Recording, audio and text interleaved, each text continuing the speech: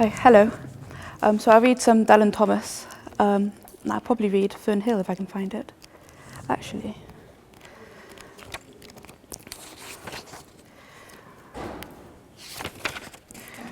Or we might. Let's do Love in the Asylum. That's quite nice. Okay, this is by Dylan Thomas. Love in the Asylum. A stranger has come to share my room in the house not right in the head. A girl as mad as birds, bolting the night to the door with her arm, her plume. Straight in the mazed bed, she deludes the heaven-proof house of entering clouds, yet she deludes of walking the nightmare's room, at large as the dead, or rise the imagined oceans of the male wards. She has come possessed, who admits the delusive light through the bouncing wall, possessed by the skies. She sleeps in the narrow trough, yet she walks the dust, yet raves at her will, on the madhouse boards, worn thin by my walking tears, and taken by light in her arms at long and dear last, I may without fail suffer the first vision that set fire to the stars. And if I can ever...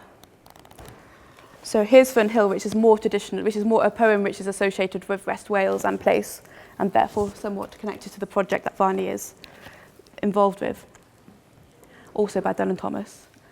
Now, as I was young and easy under the apple boughs, about the lilting house, and happy as the grass was green, the night above the dingle starry, time let me hail and climb, golden in the heydays of his eyes, and honoured among wagons, I was prince of the apple towns, and once below a time I'd lordly held the trees and leaves, play with daisies and barley, down the rivers of the windfall light. And as I was green and carefree, famous among the barns, about the happy yard, and singing as the farmer's home, in the sun that is young once only, time let me play and be, golden in the mercy of his means. And green and golden I was huntsman and herdsman, the calf sang to my horn, the foxes on the hills barked clear and cold, and the Sabbath rang slowly in the pebbles of the holy streams. All the sun long it was running, it was lovely, the hay fields high as the house, the tunes from the chimneys, it was air and playing, lovely and watery, and fire green as grass. And nightly under the simple stars, as I rode to sleep, the owls were bearing the farm away. All the moon long I heard, blessed among the stables, the night jars flying with the ricks and the horses flashing into the dark. And then to awake, and the farm, like a wanderer white with the dew, come back, the cock on his shoulder, it was all shining, it was Adam and maiden. The sky gathered again, and the sun grew round that very day. So it must have been after the birth of the simple light, in the first spinning place, the spellbound horses walking warm out of the whinnying green stable onto the fields of praise, and honoured among foxes and pheasants by the gay house, under the new-made clouds, and happy as the heart was long. In the sun born over and over, I ran my heedless ways.